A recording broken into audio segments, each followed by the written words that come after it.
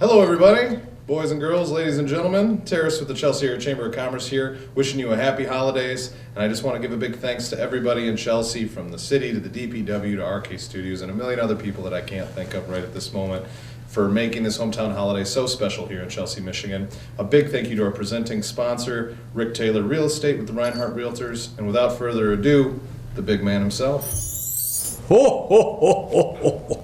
Oh, Chelsea, Michigan. What a wonderful place to come and visit. You know, I came here a few times before this Christmas Eve. I came for the tree lighting down at the gazebo at Pierce Park. And what a fun time that was to see all the little children and their moms and dads. And then the next evening we had the big light parade going through the middle of Chelsea, and what a turnout that was. And how happy Santa was to see so many excited children.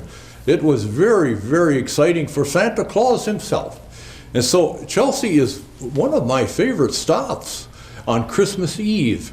And so this being Christmas Eve, there's a few things I would like to share with the little children here.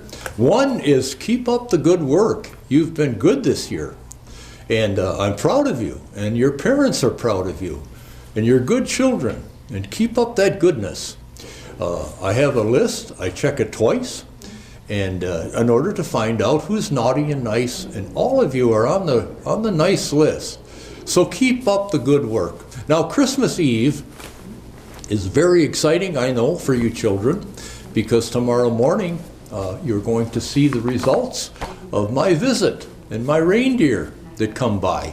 So what I would like to do is recite the poem written in 1822, long time ago, by a fellow by the name of Clement Clark Moore.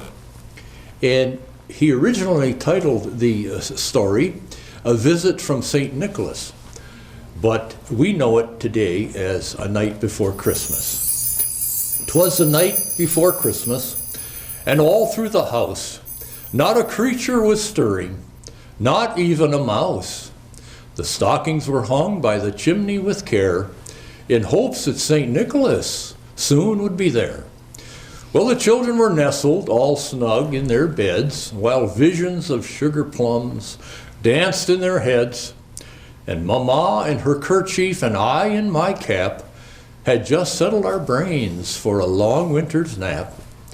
When out on the lawn there arose such a clatter, I sprang from my bed to see what was the matter. Away to the window I flew like a flash. I tore open the shutters and I threw up the sash. Well, the moon on the breast of the new fallen snow gave a luster of midday to objects below. When what to my wondering eyes should appear but a miniature sleigh and 8 tiny reindeer, and a little old driver so lively and quick, I knew in a moment it must be St. Nick. More rapid than eagles his coursers they came, and he whistled and shouted and called them by name.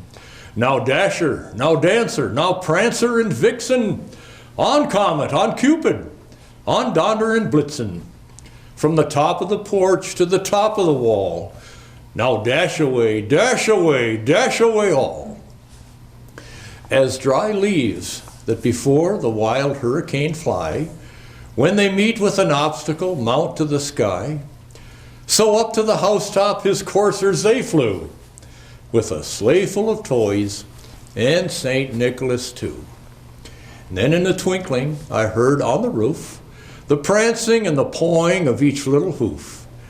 As I drew in my head and was turning around, down the chimney St. Nicholas came with a bound.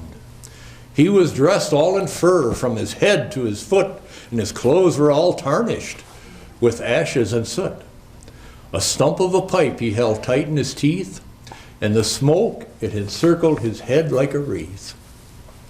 He had a broad face and a little round belly, which shook when he laughed like a bowl full of jelly. He was chubby and plump, a right jolly old elf, and I laughed when I saw him in spite of myself. A wink of his eye and a twist of his head soon gave me to know I had nothing to dread. He spoke not a word, but went straight to his work, and filled all the stockings and turned with a jerk, and laying a finger aside of his nose and giving a nod, up the chimney he rose.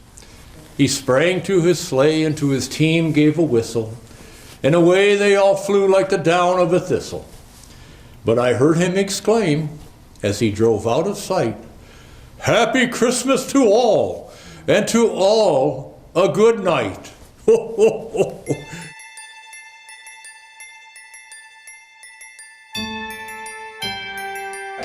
In 1897, and this was after that poem was written, and some of her little children were a little bit doubtful if Santa Claus was real. And so she asked her papa. He was a doctor, and he instructed her to write a letter to the editor of the New York Sun in New York City. And his name was Francis Church. "Dear editor, I am 8 years old. Some of my little friends say that there is no Santa Claus. But my papa says if you see it in the sun, it's so. So please tell me, sir, is there a Santa Claus? Well, Virginia, your little friends are wrong. They have been affected by the skepticism of a skeptical age. They do not believe except they see. They think that nothing can be which is not comprehensible by their little minds. But all minds, Virginia, whether they be grown up or children, are little. In this great universe of ours, man is a mere insect, an ant in his intellect, as compared with the boundless knowledge of the world about him, and measured by the intelligence capable of grasping the whole of truth and knowledge. Yes, Virginia, there is a Santa Claus, and he exists as certainly as love, generosity, and devotion exist. And you know that they abound, and they give to your life its highest joy and excitement. Alas, how dreary would the world be, Virginia, if there were no Santa Claus? It would be as dreary as if there were no little Virginias. There would be no childlike faith, no poetry, no romance to make tolerable our life here on the earth. We should have no enjoyment except in sense or sight. The eternal light which childhood fills the world would be extinguished. Not believe in Santa Claus? Well, you might as well not believe in fairies. You might get your papa to hire men to watch in all the chimneys on Christmas Eve to catch Santa Claus. But even if they did not see Santa Claus coming down, what would that prove? Nobody sees Santa Claus on Christmas Eve, but that is no sign that there is no Santa Claus. The most real things in the world are those that neither children nor men can see. No Santa Claus? Well, thank God he lives, and he lives forever. 1,000 years from now, Virginia. No, 10 times 10,000 years from now. He will continue to make happy the hearts of children. Remember, the true meaning of Christmas, Virginia, lies in your heart. Well, Merry Christmas, children. And once again, I'd like to repeat how proud I am of you, how good you've been this year, and keep up the good work. You know, if you want to live the good life, fill your life with goodness.